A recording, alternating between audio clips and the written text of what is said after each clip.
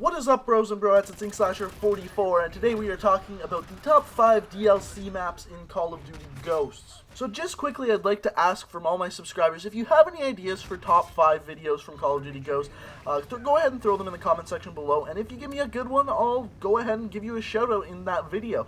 So other than that, let's get right into the top 5. So I have one honorable mention, and it goes out to Sub-Zero. I really do enjoy Sub-Zero. It's from the last DLC that came out, and a lot of people don't enjoy it. It's nothing too special. It's just a map where there's a lot of close quarters in it, and you kind of need to work your way around the outside of the map, and I love those type of maps, and unfortunately, not everyone loved it. So that's why it comes in at number 6, or as an honorable mention on this list, because not everyone enjoyed it. So coming in at number 5, another one I'm sure not everyone enjoyed, but I certainly did, is Dynasty. Dynasty was also on the last DLC, and I really enjoyed that map. That map, Dynasty, that is probably one of my favorite maps actually in the entire game. Reason being is it's such a close quarters map. Submachine guns and assault rifles reign supreme, and that is just my kind of map. It is a little bit of a clusterfuck, and I can see why people don't like it, but if you listen to footsteps and you run around with a gun that's good in close quarters, it is a lot of fun to play.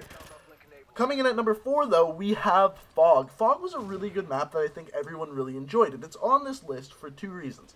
First of all, it was a very well-rounded map. There was a lot of close quarters stuff, there was a lot of long-range stuff if you planned it outright, and it just seemed like everyone really enjoyed that map. But the main reason it's on this list is because it made the biggest diversion from any other map we've seen before by putting Michael Myers into the map. So Michael Myers was a really cool thing they added when the supply crate dropped.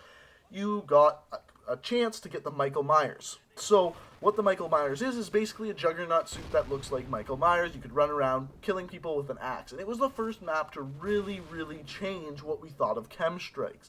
After that, many maps did it in the future DLCs, but that was the first one to really improvise on that. So that's why that one comes in at number 4. As far as number 3 goes, we have Departed. Departed was an awesome map. The city streets of Mexico, and you could be a mariachi gunslinger.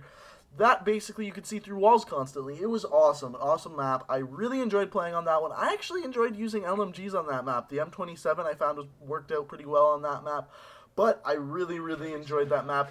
Coming in at number 2, we have Mutiny. Mutiny was an interesting map because at first I really freaking hated that map. A lot of people really liked it, but I hated it. And I don't know why. I don't know whether it was because that ship was in the middle and there were so many power positions on it. But overall, I hated it. And then I started playing it over and over again because I was playing in the DLC playlist at the time. And I really fell in love with it. I really enjoy using the MTAR on that map, or the Honey Badger, and I really like how you can just kind of work your way around the outside of the map. As I said earlier, I really enjoy those types of maps, and I loved how you could just work your way around the outside of the map, kind of do your own thing, and really do well on that map just by doing that. And I really fell in love with Mutiny. It also had a really cool chem strike, but not quite good enough to come in at number 1. Coming in at number 1, however, is Bayview, and this is going to be very controversial because I know there's those people out there that didn't like that map. It didn't have a very special chem strike on it, but I really freaking enjoy Bayview for a couple reasons. First of all, I think it's the perfect size for a map. It's not too big, not too small. So first of all, like I said, I think it's the perfect size for a map. There is a way to play that map with every single gun you can imagine. There's a lot of long-range gunfights you can get into. There's a lot of short-range gunfights you get into. You can pretty much use any gun on that map and get a really good score. And I think that's why I really fell in love with that map. Every single gun you can think of is good on that map. And that's how every single map in the game should be designed. And unfortunately, it just isn't that way. But overall, Bayview is by far my favorite map, probably in Call of Duty Ghost altogether, and I really didn't think that until I really sat down and looked at a map list, so it was really interesting for me to find that out that way. But I want to know what you guys think, so write down in the comment section below what was your favorite map in Call of Duty Ghost, including the DLC, so let me know what you think. Like I said, if you enjoyed the video, go ahead and leave me a thumbs up, and until next time, guys, peace out!